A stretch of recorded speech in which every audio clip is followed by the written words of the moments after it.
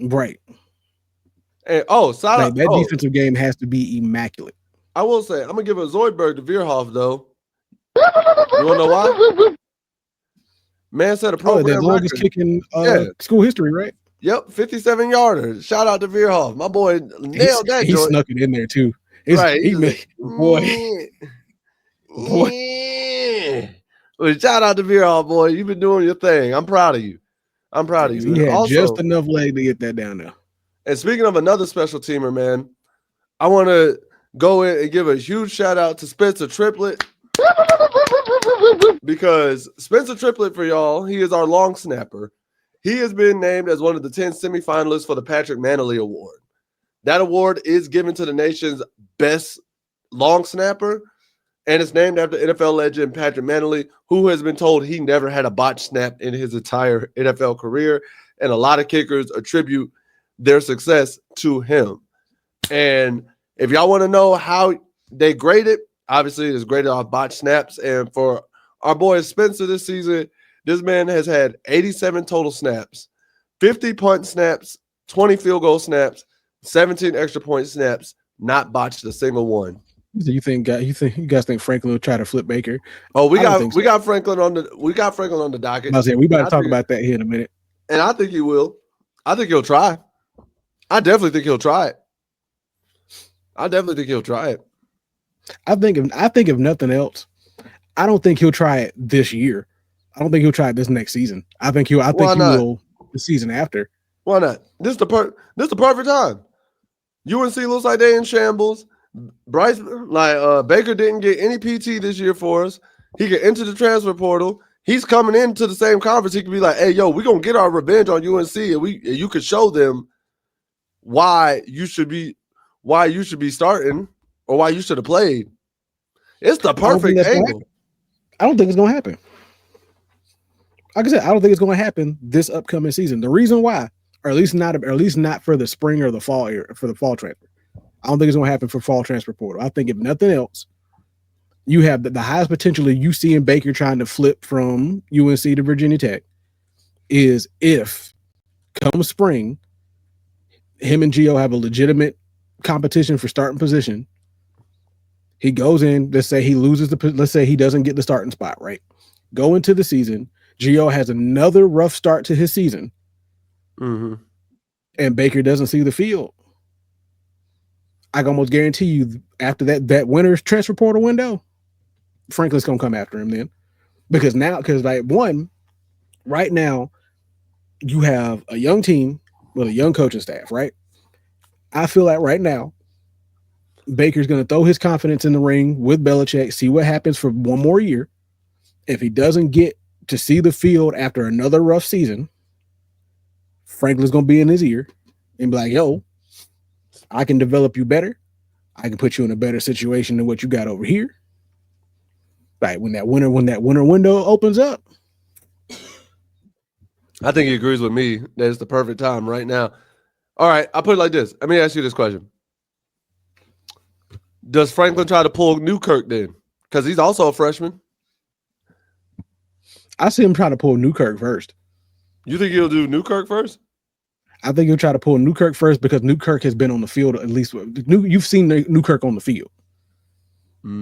Sure, it was only for the one game for a real short period of time. That's why I think he would try to pull Baker, because Baker hasn't seen the field at all. That's the perfect angle. Like, Baker has not, even Newkirk, think about that. Think about what you just said.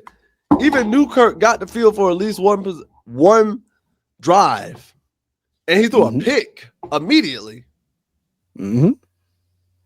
Baker hasn't gotten to see the field at all. That's why I can see Franklin trying to pull his ear right now and be like, "Hey, yo, I believe, to your point, it would be harder to pull Baker next year, especially if, like you said, he throws his confidence in, he throws his hat in the ring, and he gets a legit shot in competition with Gio. Even if he loses, he gets a legit shot and is named the number 2. Because then he's a lot further on the depth chart. He's gone from 4 to 2 immediately. And he knows Gio's inconsistent, so he'll immediately get to 1. Here's the other thing with that, though. You also got to remember Travis Burgess is coming in next season. Oh yeah, so that's the reason why I think the better time would be for next season.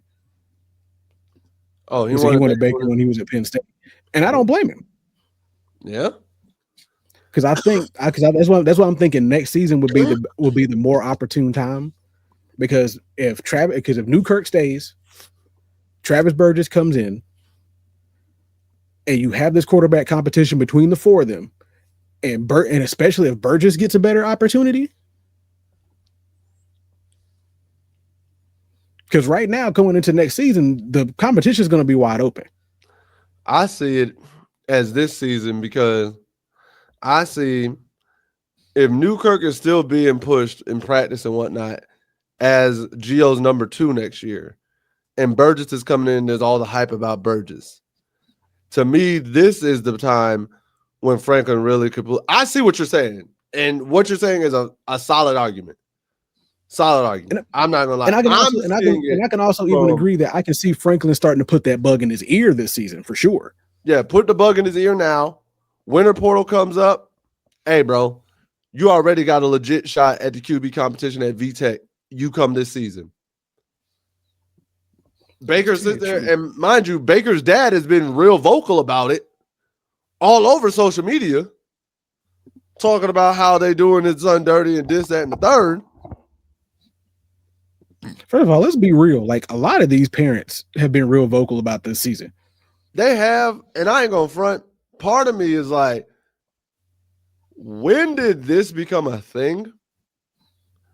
Like, there was always a threshold in the air that I always felt like parents kind of could back off or not be as vocal.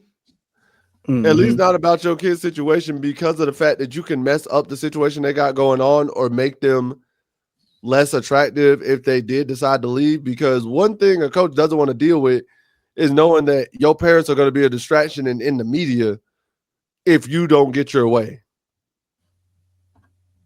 You know what I mean?